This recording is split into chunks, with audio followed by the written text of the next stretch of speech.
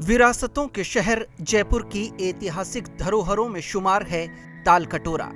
कभी इसकी खूबसूरती की मिसालें दी जाती थी, लेकिन फिलहाल गुलाबी शहर की ये शान बदहाल है। ताल कटोरा में गंदा पानी और जलकुंभी इसकी तस्वीर को मटमैला कर चुके हैं। ताल कटोरा के जीर्णोद्धार की जिम्मेदारी आरटीडीसी और स्मार्ट सिटी के कंधों पर है, लेकिन रखरखाव के अभाव में ताल कटोरा झील न केवल अपना ऐतिहासिक स्वरूप खो रही है, बल्कि गंदगी ने यहाँ के रहवासियों के लिए भी परेशानी खड़ी कर दी है। ताल कटोरा के इतिहास की बात करें तो यह जयपुर बसने से पहले निर्मित एक कृत्रिम तालाब है। पहले यहाँ जंगल और एक बड़ा तालाब हुआ करता था, जिसके किनारे बादल महल था। यह राजा महाराजाओं के आखेट की स्थली थी। जयपुर बसा तो बड़े तालाब में एक छोटे तालाब की संकल्पना को साकार किया गया। राजामल का तालाब यानी जयसागर बड़ा तालाब था, जिसमें ताल कटोरा बना छोटा तालाब। दोनों तालाब भरने पर ताल कटोरा पानी में तैरते कटोरे जैसा नजर आता था। एक वक्त था जब ताल कटोरा में फव्वारे चला करते थे और बोटिंग होती थी, लेकिन इतिहास की ये अनमोल धरोहर आज बेहाल है। यहाँ पे बोट चलती थी, फंवारे चलते थे, मैंने देखे हैं।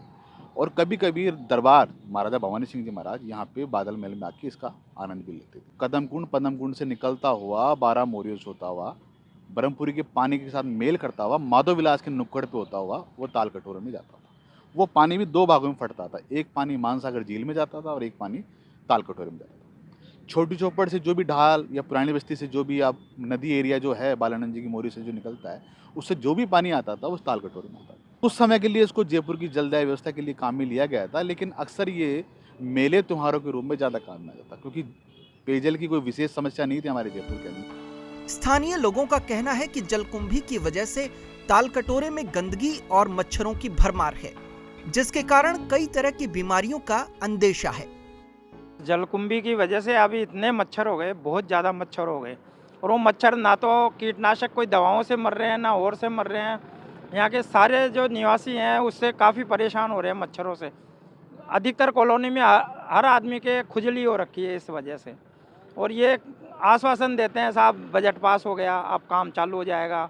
इतनी बदबू आती है, यहाँ के स्थानीय निवासी इतने परेशान हैं कि सब लोग सोते हुए रात को नींद भी नहीं आती। उनके घरों में हजारों मच्छर देखे जा सकते हैं। लोग कोरोना तो बीमार हो ही रहे हैं, अब ये नई बीमारी और इसके डर से लोग बाग घबरा रहे हैं। कई बार आयुक्त को भी ज्ञापन दिया है, मेयर को भी ज्ञापन दिया, लेकिन आश्वासन के सिवा ये सरकार कुछ नहीं दे रही है। इस बारे में हमने स्मार्ट सिटी के सीईओ और हेरिटेज नगर निगम के कमिश्नर लोकबंधु से बात की। उन्होंने बताया कि ताल कटोरा को लेकर टेंडर निकाला गया है। आरटीडीसी इस पर काम कर रही है और जल्द ही इसे टूरिस्ट स्पॉट के तौर पर विकसित किया जाएगा। ताल कटोरा का जो कार्य था वो कार्यकारी एजेंसी के रूप में आरटीडीसी को लिया गया था, और आरटीडीसी के द्वारा इसका टेंडर भी किया गया। नियमानुसार वहाँ बिड एवेल्युएशन किया जाकर जल्द ही इसका कार्यादेश भी उनके स्तर पर जारी किया जा सकता है, और इसके बाद इसमें आपको काफ़ी परिवर्तन देखने को मिलेगा। इसको एक टूरिस्ट स्पॉट के रूप में डेवलप करने का वो प्रपोजल है, और जल्दी इसमें आपको कुछ अच्छा देखने को मिलेगा। अब आपको बताते हैं कि ताल कटोरे का स्वरूप कैसे संवरेगा। ताल कटोरा से 400 क्यूबिक मीटर मलबा निकाला जाएगा। फ्लोटिंग फाउंटेन और बोटिंग का भी प्लान है।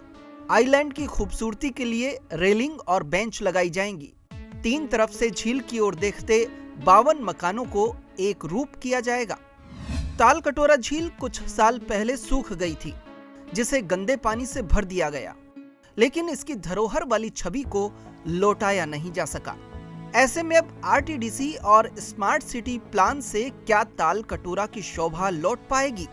सवाल यही है।